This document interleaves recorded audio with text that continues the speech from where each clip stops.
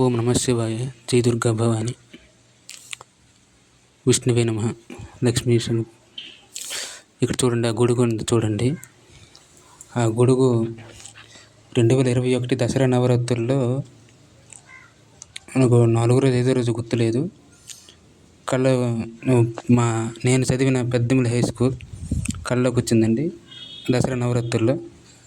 మా అమ్మ తల్లి దగ్గర కొబ్బరి కొట్టుకొని నేను అప్పుడు కళ గుర్తు రాలేదు. అప్పుడు కళ గుర్తు వచ్చింది, అంతకుముందు మర్చిపోయాను. అక్కడ కళ గుర్తిన తర్వాత అక్కడి నుంచే కాళ్ళకు చెప్పులు లేవు, సైకిల్ కూడా లేదు, బండి లేదు, ఏమీ లేదు. అలా నడుచుకుంటూ వెళ్ళిపోయాను అనమాట. నడుచుకుంటూ వెళ్ళిపోతే పెద్దమిల్లి హై స్కూల్కి వెళ్ళాను.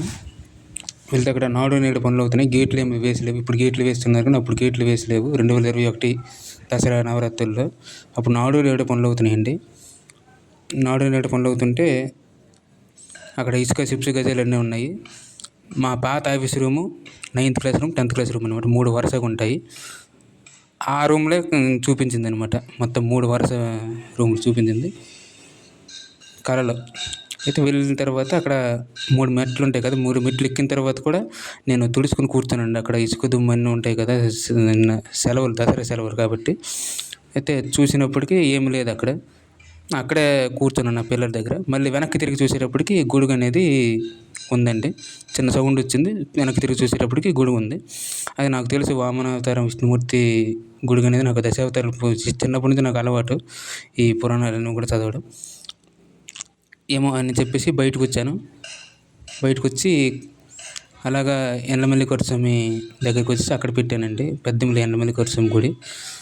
అక్కడి నుంచే నడుచుకొని అలా వచ్చేసి మా సత్యవతి గుడి. నాకు పెద్దమిల్లి నుంచి సత్యవాడ వరకు కూడా నేను కాలినడకన, చెప్పులు లేవు, కాలు కాలుతున్నాయి, పక్క తప్పితే రాళ్ళు గుచ్చేస్తున్నాయి. రోడ్డు ఎక్కితే దసరా నవరాత్రులు కదా, బాగా ఎండ. ఆ గొడుగు వేసుకొని వచ్చాను, 16 రంగుల గొడుగు అనేది. అది మా సత్యవతి దగ్గర పెట్టేసి తర్వాత శ్రీకూర్మం, అరసవెల్లి, నవదుర్గ గుడి, రాజం, తర్వాత ఈ కోటదుర్గమ్మ గుడి, సంతోషమాత, బత్తిరి సంతోషమాత, లలితమ్మ గుడి, ఇలా శ్రీకూర్మం, అరసవెల్లి ఇవన్నీ తిప్పుతూ సత్యసాయిబాబా పుట్టినరోజు రోజున విరిగిపోయింది. అలా అక్కడ పెట్టేశానండి. చూసారా కదా ప్లేస్ విషయం అనేది. అదే మాకు 4 అడుగులు ఆక్రమించేశారు వాళ్ళు. మాకున్న ప్లేస్ 7 అడుగులు అయితే 4 అడుగులు అనేది వాళ్ళు ఆక్రమించేస్తే మిగతాది మాకు 3 అడుగులే మిగిలిందండి. ఆ 3 అడుగులు అనేది వామనావతారం 3 అడుగులు. ఓకేనా, ఇలా ఉంటుంది పరిస్థితి. వామనావతారం విష్ణుమూర్తి 3 అడుగులు.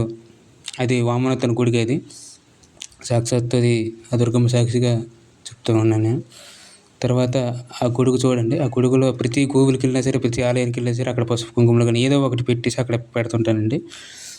అది చెప్తున్నా కదా, హిందూ మత వామనావతారం 3 అడుగులు, వామనావతారం బలిచక్రవర్తి 3 అడుగులు. మా ప్లేస్ కూడా 7 అడుగుల్లో 4 అడుగులు అనేది వాళ్ళు ఆక్రమించేస్తే 3 అడుగులు మాకు మిగిలిందండి. ఆ 3 అడుగులను తేల్చాల్సిన అవసరం ఉంది. హిందూ మతం జై హింద్.